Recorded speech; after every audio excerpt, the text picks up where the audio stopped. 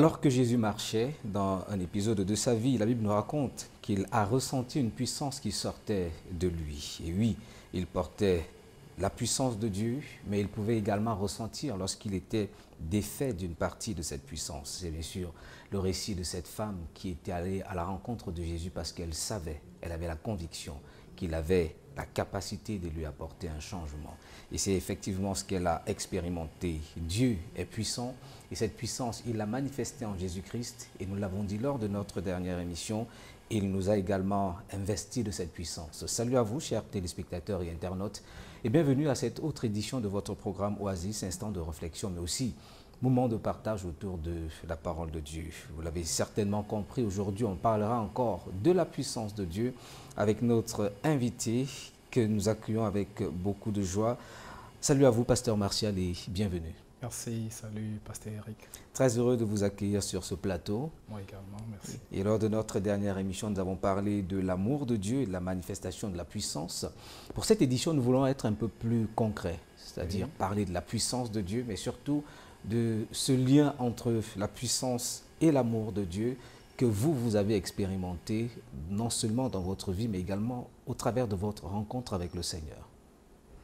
Oui, il serait vraiment important d'entrer vraiment dans des choses pratiques lorsqu'on en revient à la puissance de Dieu. Oui. C'est vrai, on peut raconter, on peut lire la Bible et tous ces choses, mais il est important d'avoir des témoignages, avoir des faits vraiment qui font ressortir le déploiement de sa puissance. Parce qu'en réalité, déjà, même que quelqu'un soit sauvé, qu'il donne sa vie au Seigneur, c'est une œuvre de puissance. C'est vraiment une œuvre de puissance. Que quelqu'un devienne un enfant de Dieu. Et la Bible nous le dit. Et quand tu deviens un enfant de Dieu, cette œuvre ne s'arrête pas là, mais il y a un processus de transformation tout au cours de ta marche avec le Seigneur. Et c'est quelque chose que j'ai expérimenté dans ma vie et que je continue d'expérimenter dans ma vie. Justement, quelque chose que vous avez expérimenté, on va essayer d'aller étape par étape, Oui. en commençant bien sûr par votre rencontre avec le Seigneur. Dieu a dû certainement vous sortir de quelque part et pour le faire, il a dû déployer sa puissance. Oui, il a dû déployer sa puissance. J'ai l'habitude de le dire. Si on a un problème qui relève de la médecine, on va appeler un expert. Si on a un problème qui relève de la... Je dis souvent, si tu as un projet d'agriculture, tu vas faire appel à un expert en agriculture. Oui. Tu vas lui dire, voici ce que je veux cultiver, qu'est-ce que j'ai besoin de connaître, de savoir pour réussir mon projet. Mais lorsqu'on en vient à la puissance, il faut recourir à Dieu. Oui.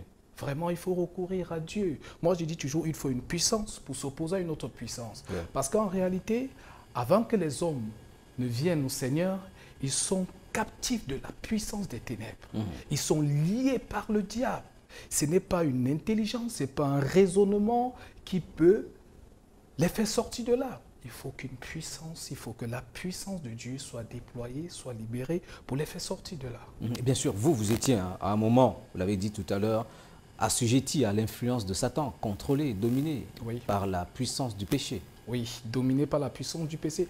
En fait, je voudrais dire de prime abord que, en fait, mon enfance a tellement été influencée par l'environnement dans lequel j'ai grandi. Autour de moi, c'était des voyous, c'était des prostituées. En fait, j'ai grandi dans un environnement, dans un quartier délicat, je peux dire compliqué.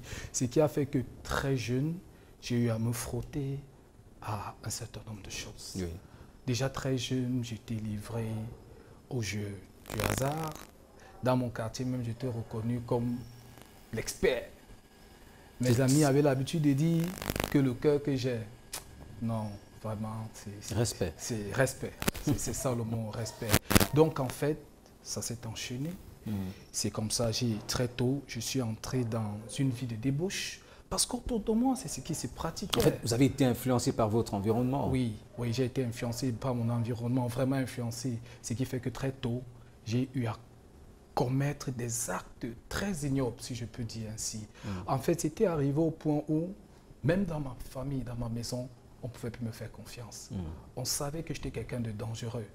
En fait, et ce n'était pas seulement dans ma famille nucléaire, dans toute la famille élargie, on savait que j'étais quelqu'un de terrible. Si bien que, quand on appelait en ce qui me concerne, on disait, il a encore fait quoi. Donc en fait, c'était cette séquence que je vivais. Aujourd'hui, c'était le vol. Et je me rappelle une fois, je suis entré dans... En fait, je ne suis pas en train de déployer ces moments, mais je veux me montrer où en fait, vous voulez parler un petit peu de la puissance, de la captivité dans laquelle vous étiez. Oui, c'est de quoi il est question. En fait, une fois, il y avait une librairie où on vendait des livres. Et j'avais l'habitude d'entrer dans cette librairie et de voler les livres. Et comme on dit, ingénieux au mal, j'étais vraiment ingénieux au mal. En fait, la librairie était disposée de telle sorte qu'il y avait 2 comptoirs. Il y avait un comptoir à l'étage et un comptoir au rez-de-chaussée. Ce que je faisais, c'est que je montais à l'étage, je me faisais servir comme si je venais acheter des livres. Et puis je descends au rez-de-chaussée. Je suis maintenant comme un client qui vient vendre des livres. Or, c'était des livres que j'avais pris en haut dans la même boutique. Malheureusement, un jour, je me suis fait prendre. Et si mon père n'avait pas déboursé une certaine somme d'argent, je me serais retrouvé en prison. Donc, c'était un peu ça. J'ai perdu la confiance de mes amis. C'était triste. Tout le monde m'avait abandonné. Et avait raison. Je fumais, je buvais.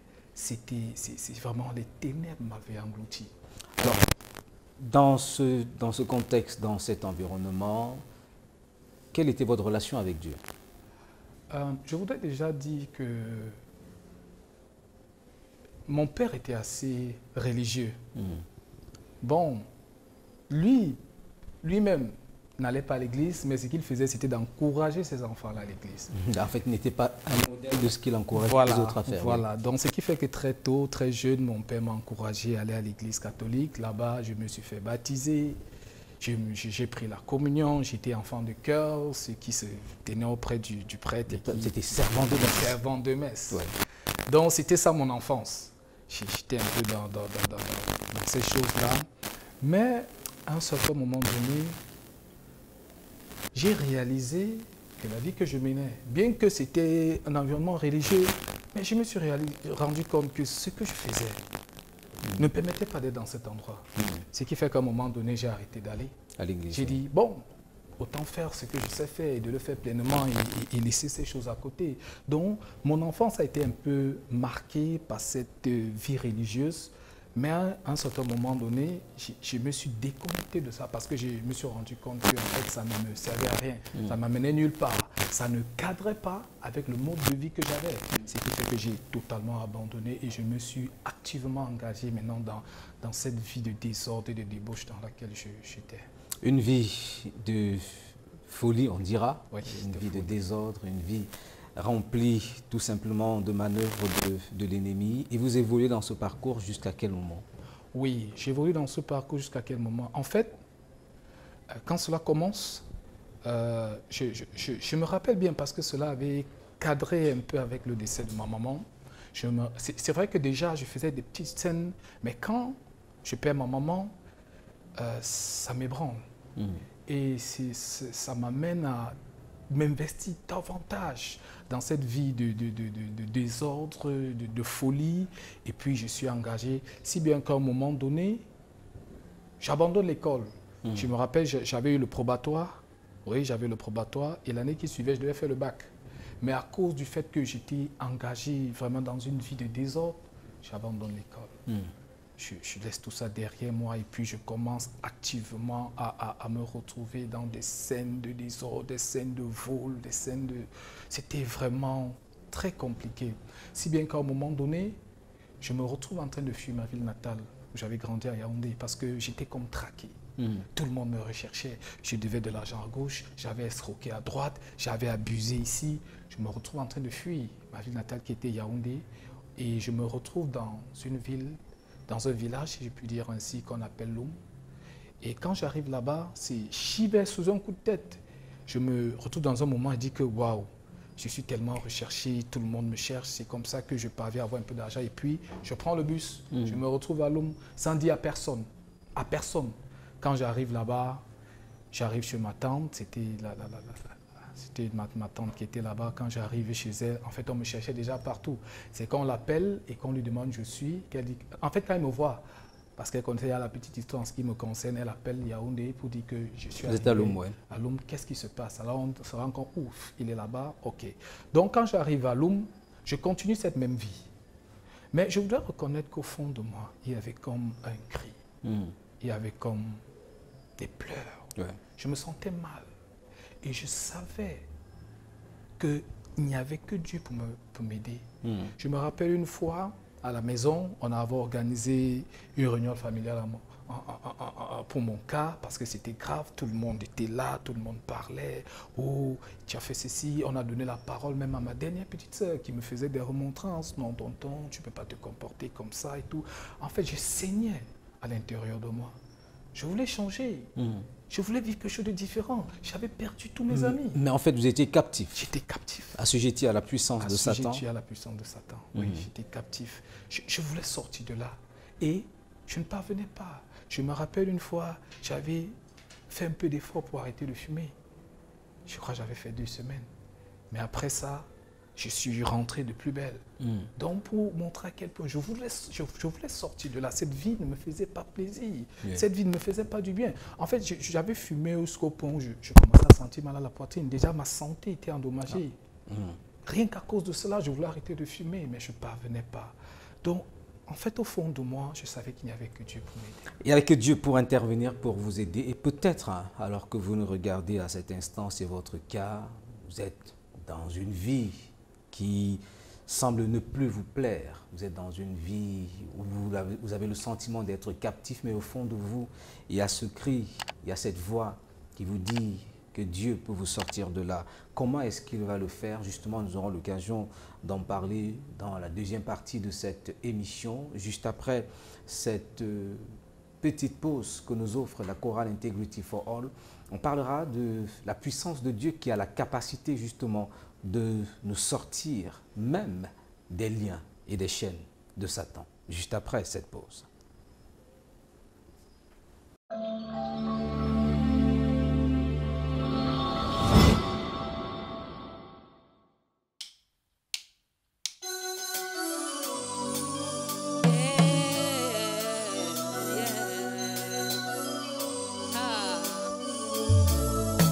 For everything you've done for us, Lord, we're grateful. Yeah.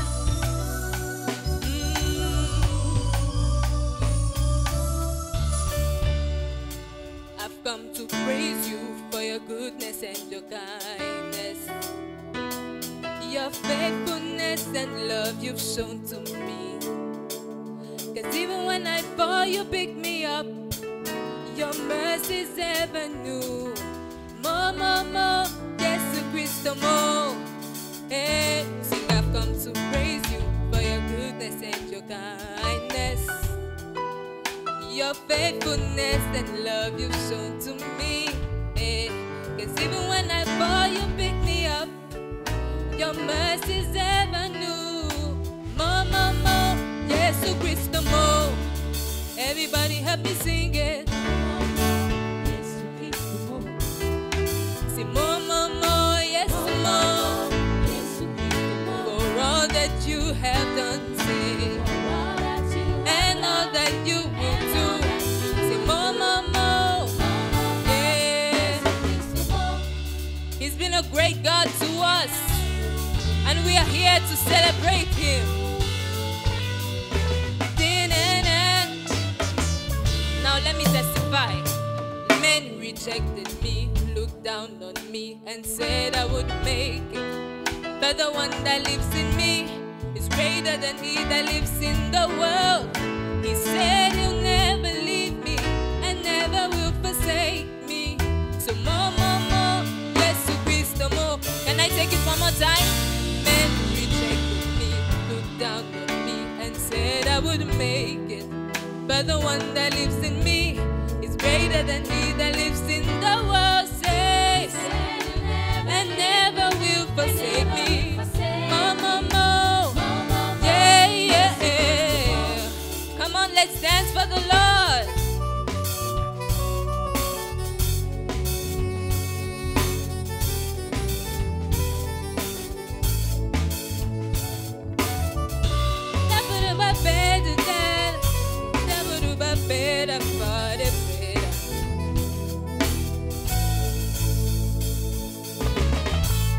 Say more, more, more, more, more. You've been a great us. Say more, more, more, more, more. For all that you have done, say, and all that you will do. Say more, more, more, more, more. Say it again, say more, more, more, more, more. Yeah, yeah, yeah, more, more, more, more, more. Yes, more, yeah, yes, more. For all that you have done and all that you will do. Say more, more, more, more, more. Yeah, more, more, more, more, more, more. For every little thing that you've done, say more, more, more, more, more. Say more, more, more. Yes, to Christ, more. Say more, more, more. Yes, to Christ, more. Say more, more, more. Yes, to Christ, more. Yeah, say more, more, more. Yes, to Christ, more. Yes, to Christ, more.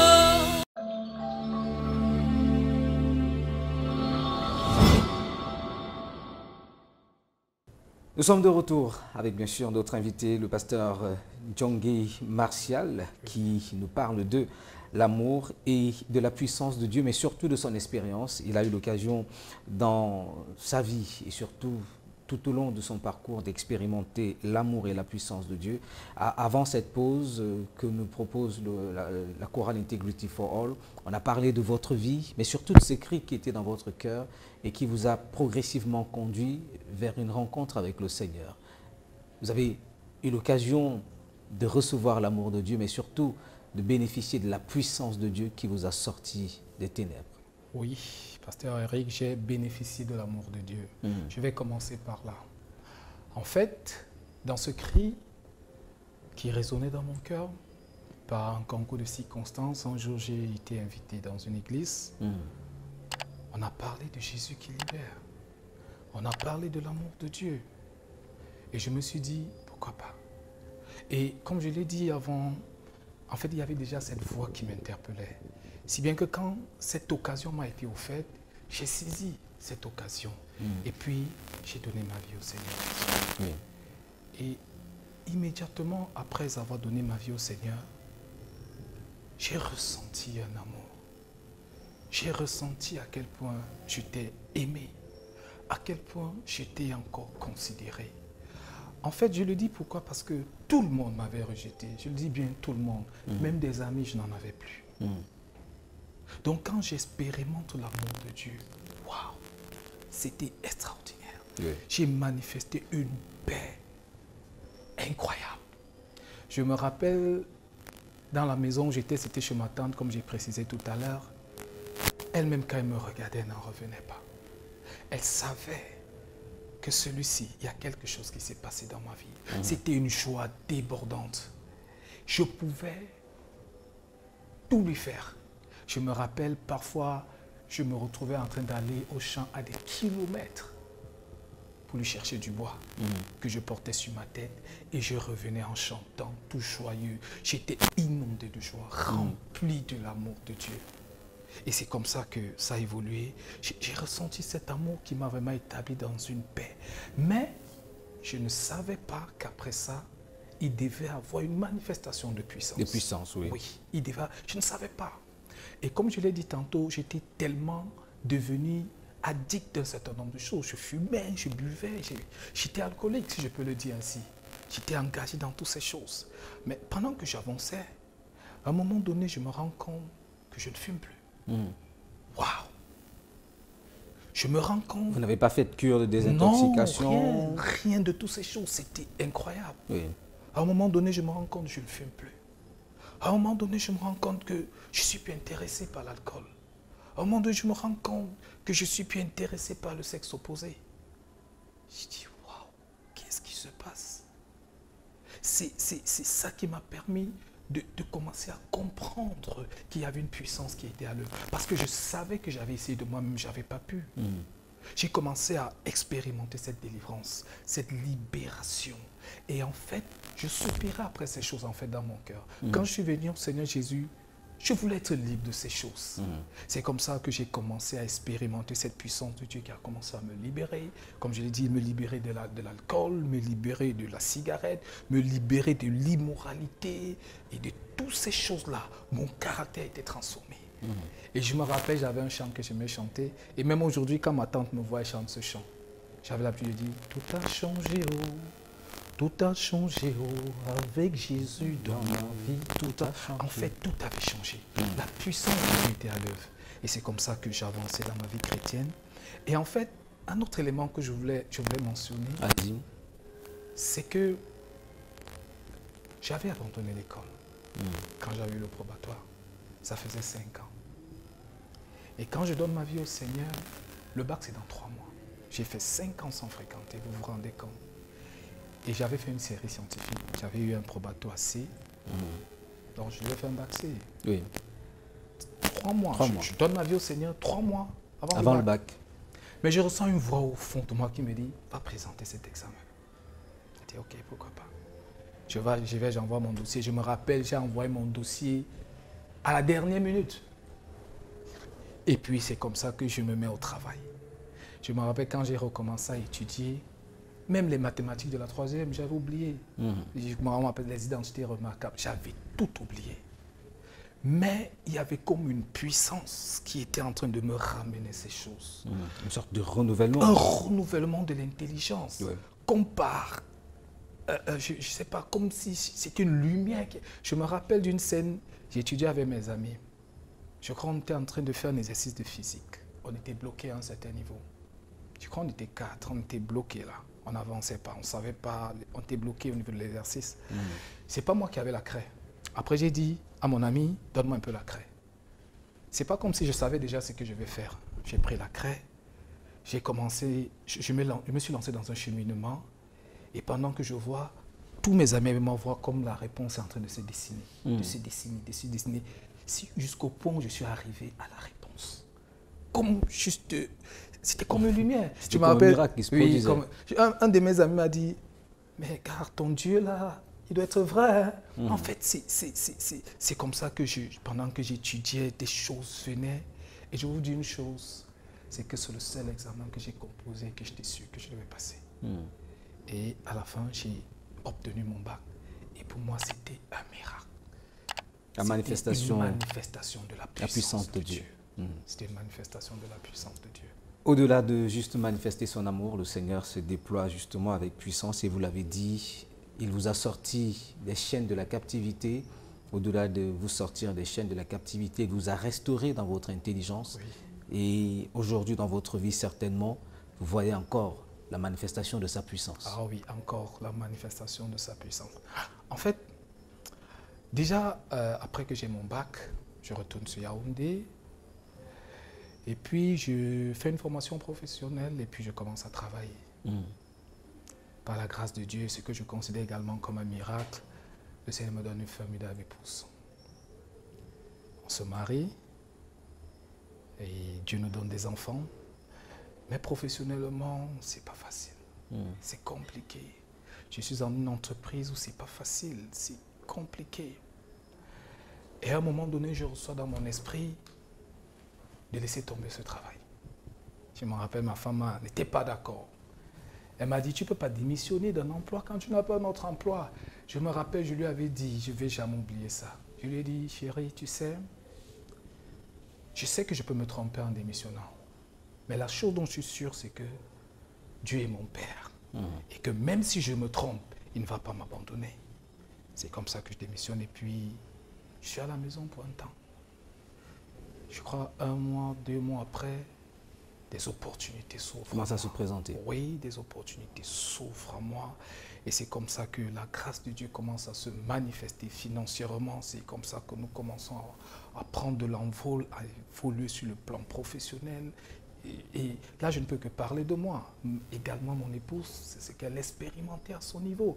Parce qu'en ce moment, nous deux, nous étions en train de vivre quelque chose de très compliqué sur le plan professionnel. Et je me rappelle une fois, pendant qu'elle était à la maison, parce qu'à un moment, elle s'est retrouvée, elle n'avait pas d'emploi, elle était à la maison. Et puis, nous sommes tombés sur un enseignement. Et puis, nous avons compris que c'est le Seigneur qui nous parlait. Et puis nous avons commencé à prier. On a commencé à prier.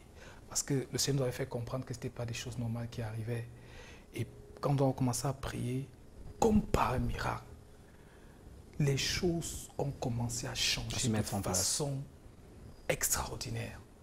Vraiment de façon extraordinaire, les choses ont commencé à changer, les choses ont commencé à changer. Ça allait de mieux en mieux, de mieux en mieux. Et vraiment, ça ne pouvait être que la puissance de Dieu.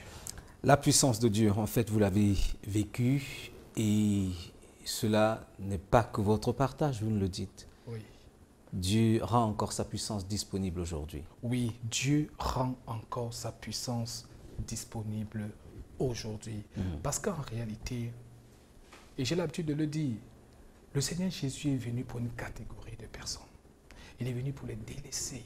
Il est venu pour les abandonner. Il est venu pour des personnes qui étaient dans des conditions compliquées, dans des conditions difficiles. J'aime toujours dire ce passage. Jésus parcourait les villes et les villages et il faisait du bien aux gens.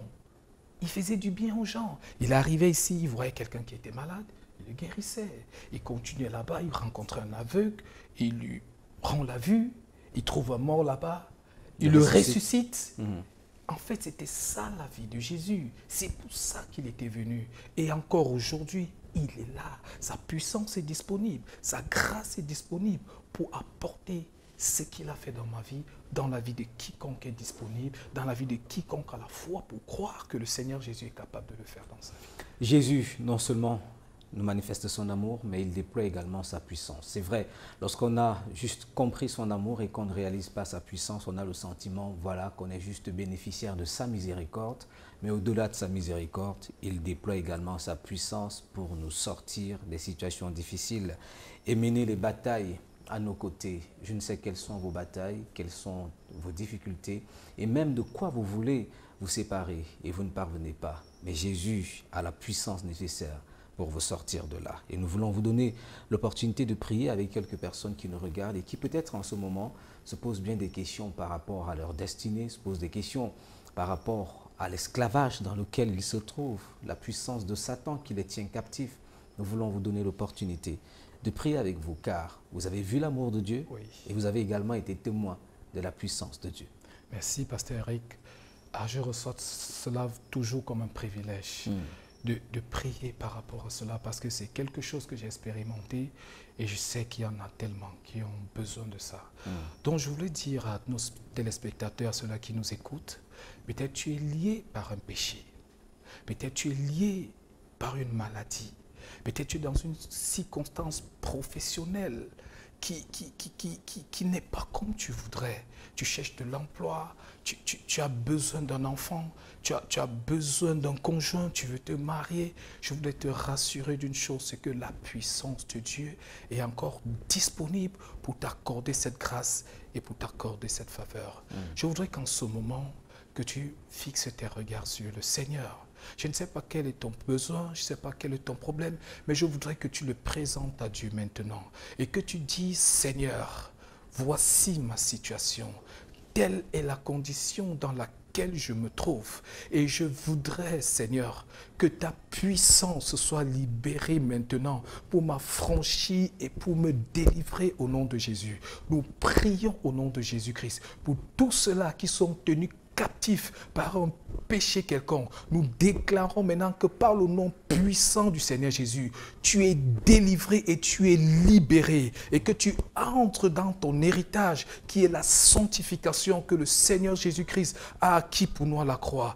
Au nom de Jésus, nous voulons prier pour tous ceux-là qui sont malades, quelle que soit ta maladie. Au nom de Jésus, nous invoquons la puissance de Dieu maintenant qui te guérit totalement et qui t'établit dans ta santé parfaite au nom puissant du Seigneur Jésus. Toi qui as besoin d'un enfant, toi qui as tant crié, tant soupiré après le fruit des entrailles, nous proclamons que la puissance de Dieu qui est disponible maintenant te visite en ce moment et te bénit du fruit des entrailles au nom puissant du Seigneur Jésus. Seigneur, nous prions que ta grâce soit manifeste maintenant. Seigneur, tu es vrai. Seigneur, tu es réel. Seigneur, tu es vivant. Et c'est pour ça que nous t'invoquons en ce moment, pour que tu interviennes dans la vie de quiconque a un besoin que toi seul tu peux répondre. Éternel, agis puissamment. Que ton amour et ta puissance se manifestent abondamment et que tous les captifs soient libérés. Nous te bénissons, Seigneur, parce que tu nous exauces, parce que tu le fais. Que toute la gloire te revienne au nom de Jésus-Christ. Amen. Amen. La puissance qui a ressuscité Jésus-Christ d'entre les morts agit encore aujourd'hui. Et nous croyons qu'elle est disponible pour vous conduire à la vie. Si vous avez prié avec nous et vous désirez, pourquoi pas, avoir d'autres conseils, vous êtes priés de nous écrire via nos différentes pages et pourquoi pas envoyer quelques commentaires. Merci Pasteur Martial. Merci Pasteur Eric. Ça a été un plaisir de partager votre témoignage. Moi également. Nous vous retrouverons, chers téléspectateurs et chers internautes, très bientôt pour un autre moment de partage sur ce programme Oasis. Que Dieu vous bénisse. Shalom. Shalom.